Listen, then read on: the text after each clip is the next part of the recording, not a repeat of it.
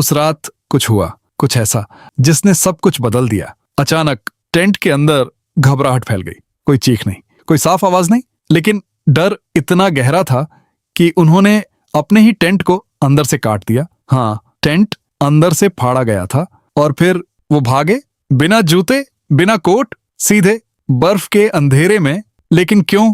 क्या उन्होंने कुछ देखा या कुछ सुना या कुछ ऐसा महसूस किया जिसे इंसान समझ ही नहीं सकता? डायटलोव पास इंसिडेंट का सच, बर्फ के नीचे दबा हुआ वो राज जो आज तक समझ नहीं आया। साल था 1959। सोवियत रूस की सर्दियां, जहां हवा भी चाकू की तरह चुभती थी और हर सांस जैसे बर्फ में बदल जाती थी।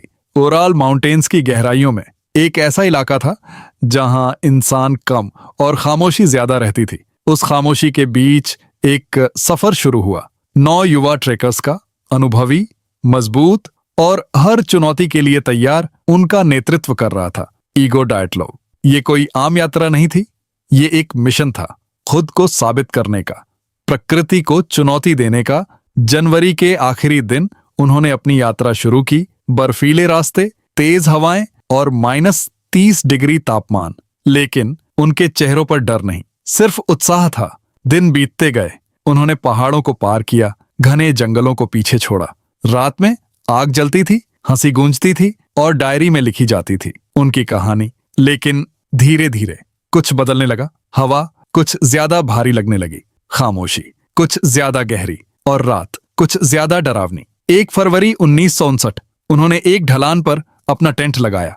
बर्फ के बीच ये फैसला शायद उनकी सबसे बड़ी गलती थी। रात गहरी हो चुकी थी, बाहर सिर्फ अंधेरा था और तेज हवाएं। लेकिन उस रात कुछ हुआ, कुछ ऐसा जिसने सब कुछ बदल दिया। अचानक टेंट के अंदर घबराहट फैल गई। कोई चीख नहीं, कोई साफ आवाज नहीं, लेकिन डर इतना गहरा था कि उन्होंने अपने ही टेंट को अंदर से काट दिया। हाँ, टेंट अंदर से फाड़ा गया था।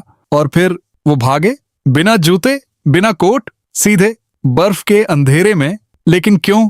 क्या उन्होंने कुछ देखा या कुछ सुना या कुछ ऐसा महसूस किया जिसे इंसान समझ ही नहीं सकता?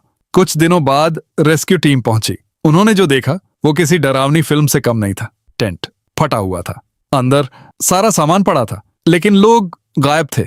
बर्फ पर पैरों के निशान थे जो जंगल की तरफ जा रहे थे। और फिर लाशें मिलने लगीं।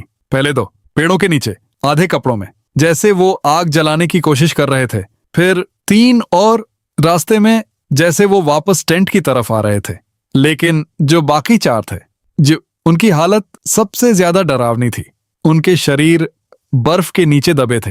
कुछ की हड्डियां टूटी हुई थीं, लेकिन कोई बाहरी चोट नहीं थी, जैसे अंदर से कुचले गए हों। एक लड़की जिसकी जीभ गायब थी और कुछ के कपड़ों में रेडिएशन मिला। ये सब किसी सामान्य हादसे जैसा नहीं था। जांच शुरू हुई, लेकिन हर जवाब एक नया सवाल बन गया।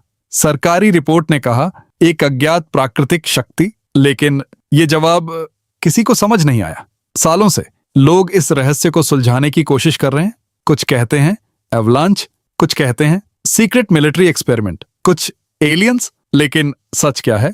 आज भी डायटलोव पास वहीं है, खामोश, ठंडा और रहस्यमयी, जहां हवा आज भी अजीब सी आवाजें करती है। और जब रात होती है तो ऐसा लगता है जैसे कोई देख रहा हो। शायद उस रात उन 9 लोगों ने कुछ ऐसा देखा जो इंसानों के लिए नहीं था, कुछ ऐसा जिसे समझना आज भी मुश्किल है और शायद कभी मुमकिन भी नहीं होगा, क्योंकि कुछ रहस्य हमेशा रहस्य ही रहते हैं। और डायटलोव पास उन्हीं में से एक है। एक ऐसी कहानी जहां डर सिर्फ एक एहसास नहीं बल्कि एक सच्चाई बन गया। और बर्फ के नीचे आज भी वो राज दबा है जो शायद कभी सामने नहीं आएगा। कुछ राज वक्त के साथ मिट जाते हैं, लेकिन कुछ बर्फ के नीचे हमेशा के लिए दाफन हो जाते हैं।